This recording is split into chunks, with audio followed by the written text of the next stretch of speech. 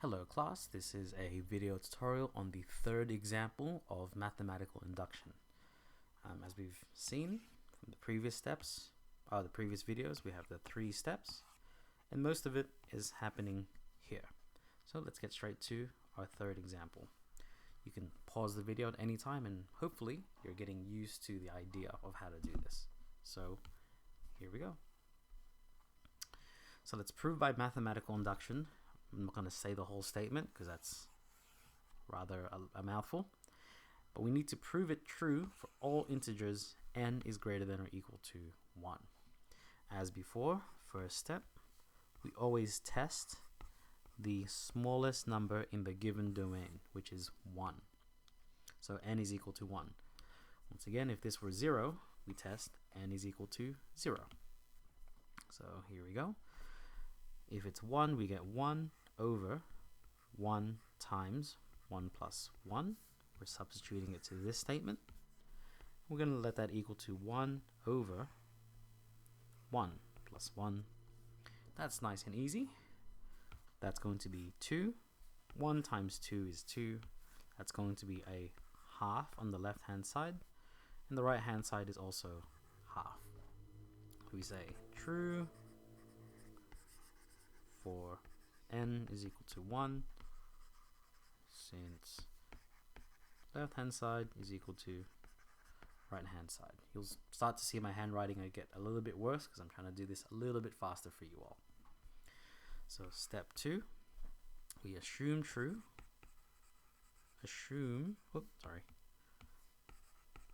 for any integer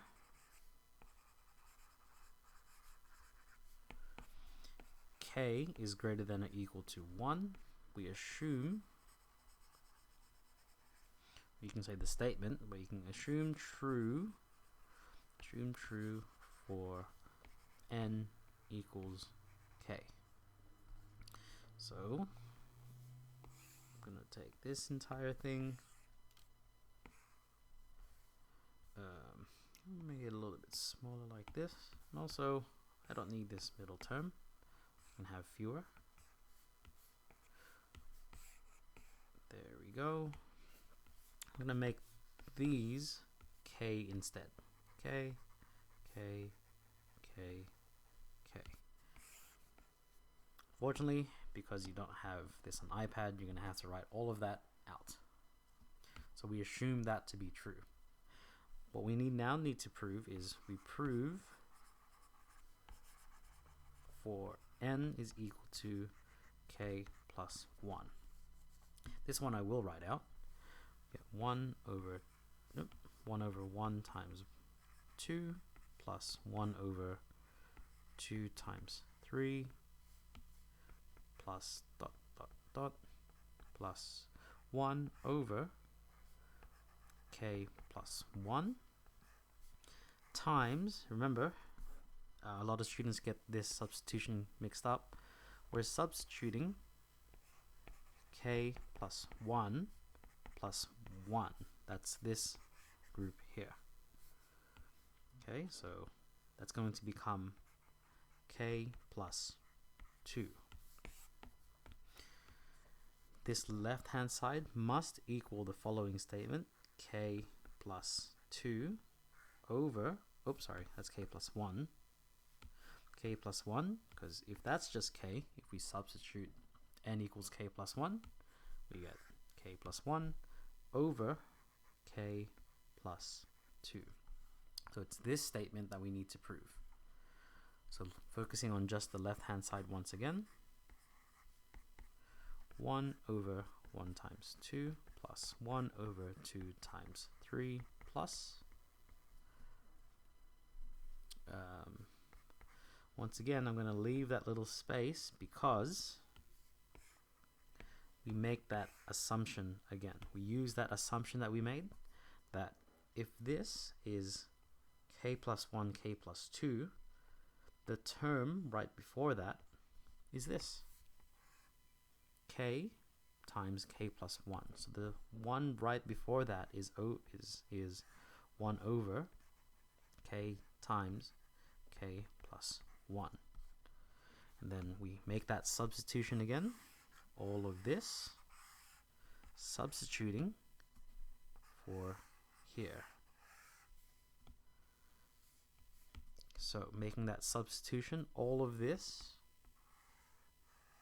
becomes k over k plus 1 plus this remaining term, plus 1 over k plus 1, k plus 2.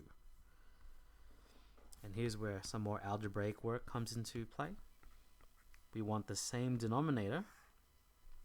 We need this to become this denominator. So we have k plus 1, but we need k plus 2. So we multiply by k plus 2. And this term remains the same.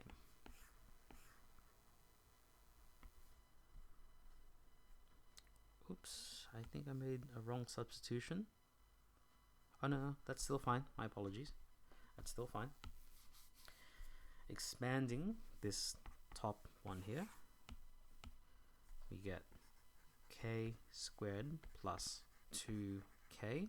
Since they have the same denominator, just plus 1 all over that same denominator now. That top, well, the numerator can be factorized into k plus 1 all squared all over k plus 1, k plus 2. Taking this and going from the top. From here, we can cancel out one of them with this term. It leaves us with k plus 1 all over k plus 2. Now if you take a look, that's what we needed to prove for n equals k plus 2, plus 1, sorry. So now this is equal to the right hand side. And so, actually, you know what? I can do this. Unfortunately, once again, because you all have pen and paper, you're unable to do a copy paste like that. I'm just going to get rid of this, get rid of that. The statement, that statement we were working to prove, there we go. That statement is true for all n is greater than or equal to 1. And there we have it. So by now I'm hoping you're seeing that it's this assumption that we tend to substitute later on into the proof. That tends to be the case, and then from there we work algebraically until we make this left hand side equal this right hand side. And that's always the same conclusion that we'll come to. And yeah, that's mathematical induction. Hope to see you in the next video where we do another example. See you then.